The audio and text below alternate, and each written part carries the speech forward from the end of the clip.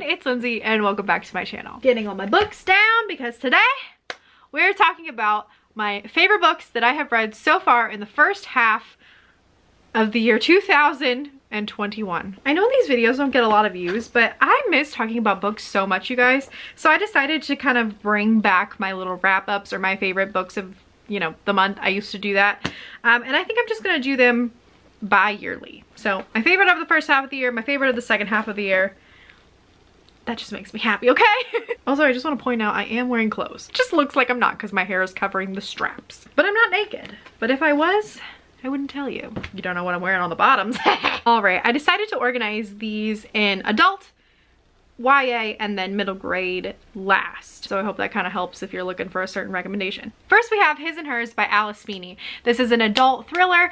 Following two POVs, we have the wife who has secrets, she's a journalist, and her ex-husband who has secrets, he's a cop. Someone that they both know dies, and all slowly gets revealed. It's one of those really good domestic thrillers that you read the synopsis and you're like, oh yeah, well, okay, this sounds good, but like, what's special about it? What's special about it is it's very twisty. It's almost like every single chapter ends on like a reveal or a twist or a reversal of some sort.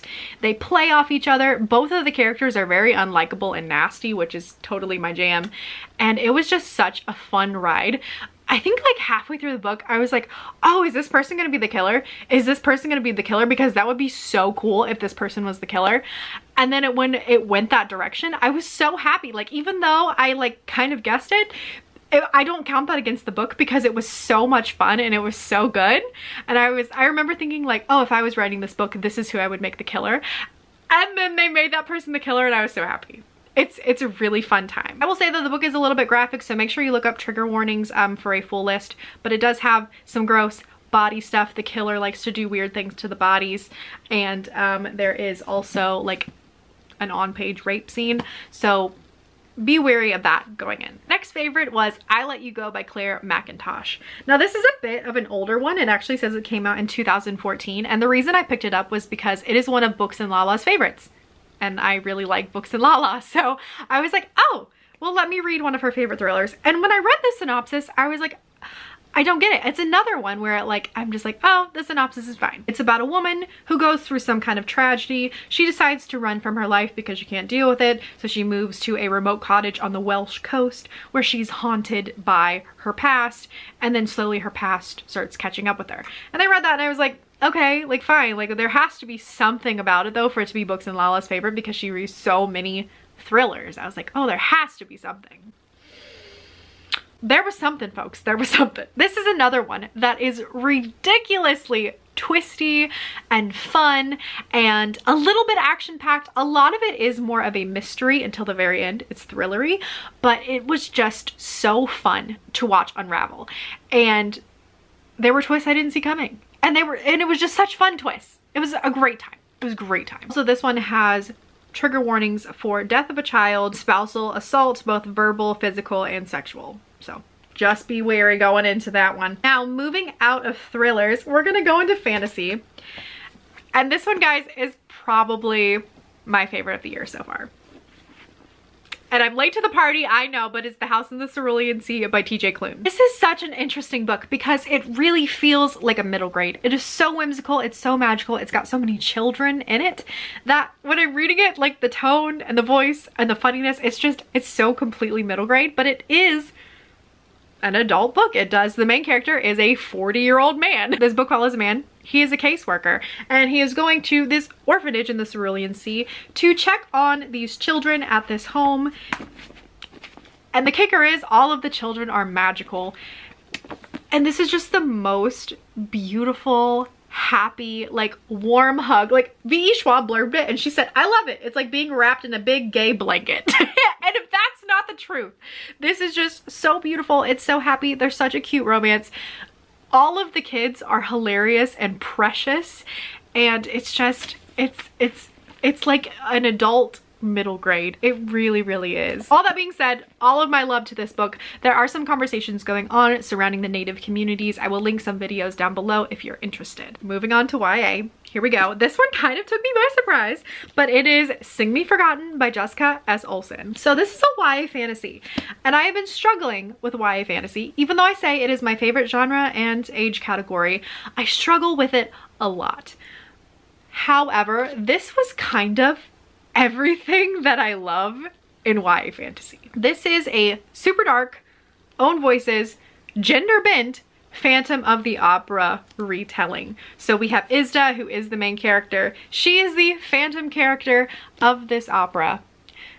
And she is dark, she is gritty, she is selfish, and she is ruthless. So much so that I was kind of shocked in some places like how dark this book went. It's very interestingly paced as well. I would say the first half of it is really heavy with world and character building, and then from like the 50% mark on, it's like breakneck speed until the end. It is like wildly paced for a fantasy. It was so fun, and I just loved having a nasty, gritty, dark main character. It was just such a refreshing, like death, destruction. It's so refreshing, but it is like, I feel like we don't get enough like really dark main characters in YA, and I understand why. It's for teens, it's not an adult super gritty book. I understand that, but it was super fun in this book. And if you are looking for a romantic, fun, beautifully prosed book, like the writing in here is just gorgeous, I recommend this one. And then my last YA favorite was House of Holo by Crystal Sutherland. This is like a mix of fairy tale, mystery, and horror all blended together in like a really, really remarkable book, I think. It follows three sisters who, when they were children, they disappeared, and then they came back, and unexplainable things started happening to them, like their eyes turned black, their hair turned white. They could make people do what they wanted. They sprouted plants and fungi and things out of their body. And they're always just a little bit off. Now, as teenagers, one of the sisters goes missing and the others have to find her. And it leads into this like dark, seedy underbelly of like occult and portal worlds and mysteries, and it's kind of gross. It's got like blood and weird body horror stuff, but the mystery was so incredibly intriguing. I had to keep reading and keep turning the pages because it was just so like, what is gonna happen next? Like, you just don't know. It's so weird. It's so weird, you can't look away. You just can't. Also, the cover is like beautiful. One of the most beautiful covers of this year. And I really enjoy this. This is my first Crystal Sutherland's book. Apparently she's been writing for years. Yeah, I recognize some of her other books. Our Chemical Hearts, I guess, is a big one. But yeah, I really love this, and I hope that she continues to write more books in this vein, because this just scratched that weird, witchy, occult, creepy, dark, I don't know, vibe that I wanted to read, that I didn't know I needed, but that I did. And last but definitely not least, like it is very much so tied, if not right behind, with my favorite of the year, is Me and Marvin Garden by Amy Serig King, who also is A.S. King, who wrote Dig, which was my favorite book of last year. I think A.S. King is just becoming a favorite author of mine. Her voice, her writing style just hits my soul in such a way. So this book is about a little boy who's kind of obsessed with animals. Like, he likes tracking animals, learning about animals, knows a bunch of things about them. And he's kind of going through a rough patch. His best friend left him. His family owned a lot of farmland, which they've lost a lot of money, so they had to start selling their farmland. He's having a rough time of it, right? And then he's out by his creek one day and he notices this animal. He thinks it might be a dog, it might be a pig, it might be a muskrat. He has no idea. But he notices that it starts to eat plastic. And it only eats plastic. So our main character thinks he has discovered a brand new breed of animal, but he has to keep it safe from the developers ripping up his farmland, from the mean boys at school.